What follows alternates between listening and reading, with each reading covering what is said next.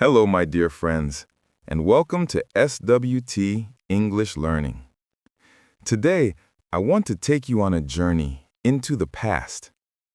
Imagine one day, many years ago, when life was simple, slow, and quiet. Together, we will walk through that day step by step, from morning until night. I will use easy English, short sentences, and the past tense so you can practice while listening. Relax, enjoy the story, and picture it in your mind. I woke up very early. The room was dark, but a thin line of sunlight entered through the small wooden window. There was no alarm clock, no phone beside me. The light of the sun was my only signal to wake up. My bed was narrow, the mattress was hard, and the blanket was heavy, but it kept me warm through the long night. I stretched my arms and sat up slowly. The air was cold, and I could see my breath in the morning light. Outside, a rooster crowed in the distance. A dog barked once. Then, silence returned. There were no cars on the street, no buzzing machines, only the soft sounds of nature. I washed my face with cold water. There was no tap, no hot shower, and no mirror on the wall. On a small wooden table, a clay pot held the water I used. I dipped my hands inside, and the icy touch made me shiver. I splashed the water over my face. It shocked me awake, but also made me feel alive. Then I dressed myself. I did not wear jeans or a modern shirt. I wore a long cotton tunic and dark trousers made from thick fabric. On my feet, I put on old leather shoes that were strong but heavy. They had scratches from many days of walking, yet they still protected me well. I opened the window to look outside. The air rushed in, fresh and cold. A man walked by, pulling a cart filled with firewood. A woman carried a basket of eggs on her head. Farther away, I saw smoke rising from small chimneys. The day had just begun. In the kitchen, breakfast waited on a wooden table. There was no fridge, no sugar, no tea. Only bread baked the night before, a little butter, and a cup of warm goat's milk. The bread was brown and hard, but when I spread the butter, it softened slightly. The milk was rich, thick, and natural, nothing like the milk we drink today. My family sat with me. My mother placed a bowl of porridge in front of us. My younger brother yawned sleepily while holding a spoon. My sister laughed when a drop of milk spilled on her shirt. My father ate quietly. He was tired from working late, but his eyes looked kind.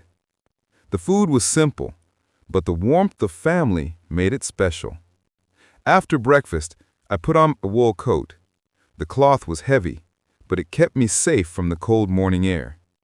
I stepped outside, closed the wooden door behind me, and started walking along the stone street. The sound of my shoes echoed with each step. Life was beginning, slowly, in the town. The morning was bright, but the air was sharp and cool. I walked along the narrow street. Houses stood close together, built from wood and stone. Smoke rose from chimneys, and the smell of burning wood mixed with the smell of fresh bread from the bakery. A woman swept the front of her house with a straw broom. A young boy carried a basket full of apples. Two old men sat on a bench and played a game with small stones. They moved the stones slowly, laughed softly, and talked about the weather. I continued walking. My shoes struck the stones, making a steady rhythm, clack, clack, clack. No cars passed me, no buses roared behind me. The only wheels were wooden carts pulled by donkeys or horses. One cart rattled past me, loaded with sacks of flour. The driver lifted his hat and greeted me with a nod. I walked for half an hour until I reached the workshop where I worked. The building was tall, with windows darkened by smoke and dust. Inside, the air was heavy. The smell of iron, wood, and sweat filled the room. The sound of tools striking metal echoed again and again. Men worked everywhere.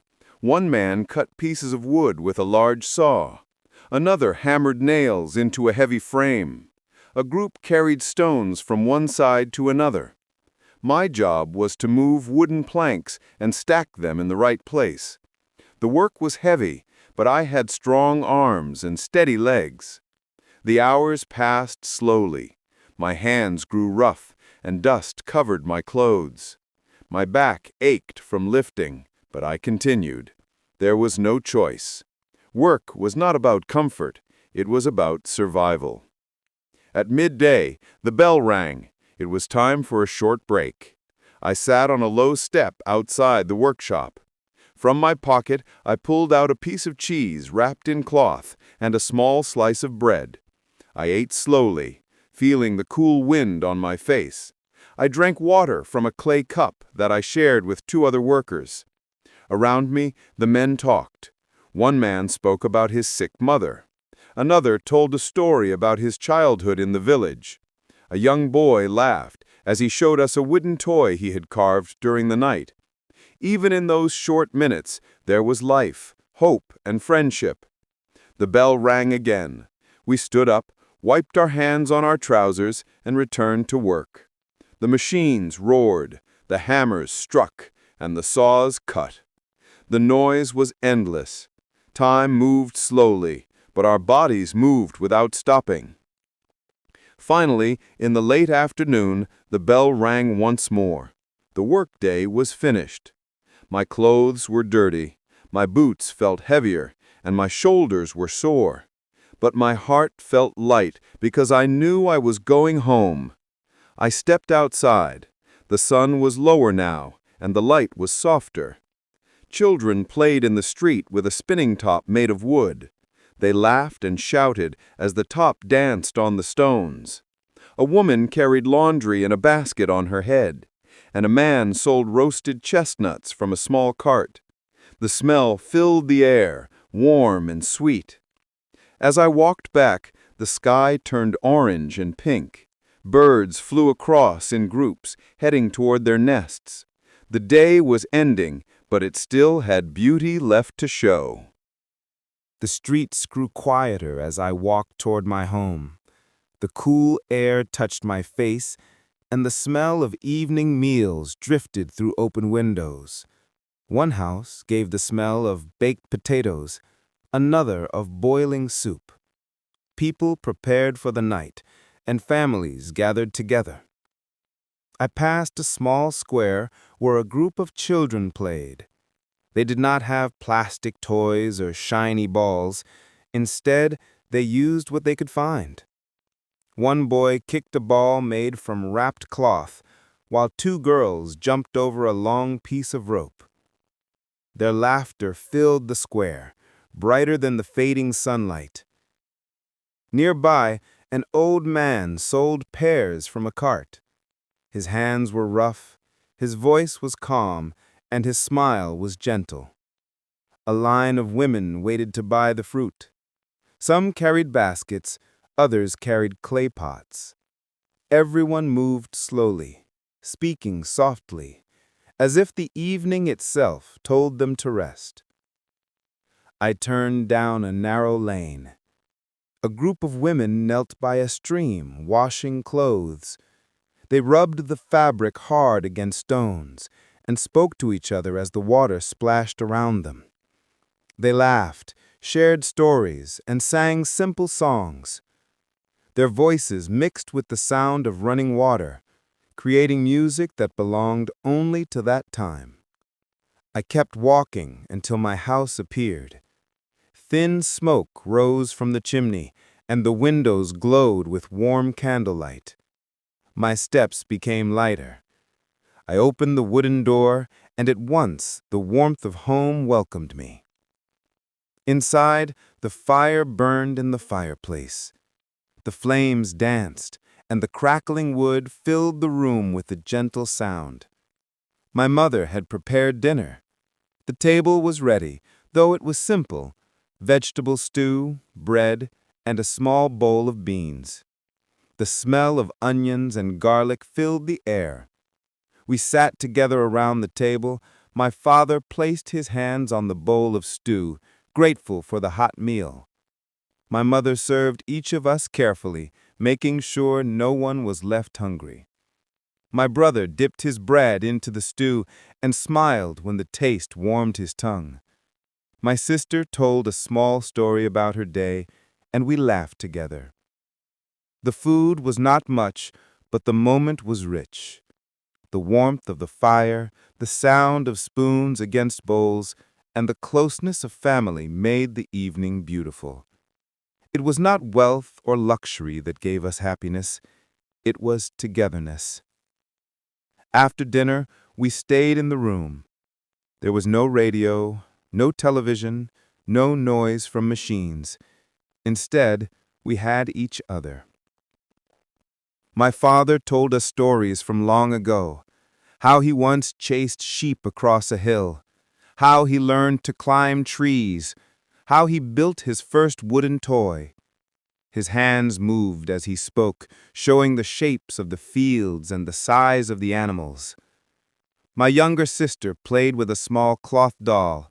She made the doll walk on the table and speak in a funny voice. We laughed and clapped our hands. My brother sat near the fire, polishing his shoes for the next day.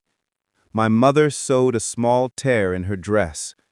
Each of us had something to do, but we were all together in one room.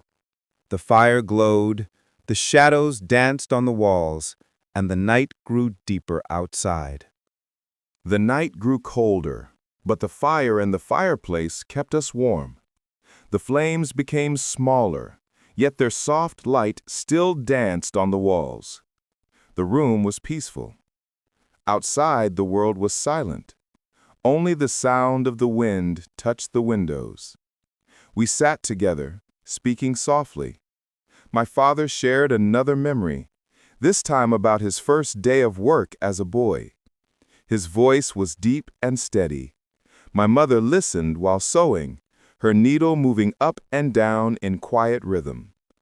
My brother yawned, and my sister rested her head on my mother's shoulder. The candles burned lower, and the shadows stretched longer. The house slowly fell into calm silence. It was time for rest. I stood up and walked to my small room. The floor creaked under my boots. I placed them beside the bed and pulled the heavy blanket over me. The fabric was rough, but it gave comfort. My body was tired from the long day of work, yet my heart felt calm. Through the window, I saw the night sky. Stars shone brightly, free from smoke or city lights. The moon hung above, silver and clear. I listened for a moment. No cars, no engines, no noise of machines. Only the whisper of the wind and the call of an owl far away. I closed my eyes and thought about the day. From morning light to evening fire, it was not an easy life, but it was a real life. It was simple, honest, and full of small moments that gave meaning. Family at breakfast, laughter of children, the smell of bread, the glow of fire.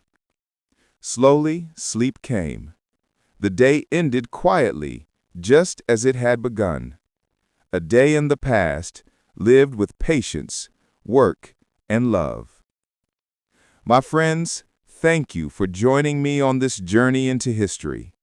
I hope this story helped you practice the past tense and also imagine how life once felt, without machines, without screens, only with people, nature, and simple living. Here at SWT English Learning, we believe that language becomes stronger when stories touch the heart. Keep practicing, keep listening, and keep believing in yourself.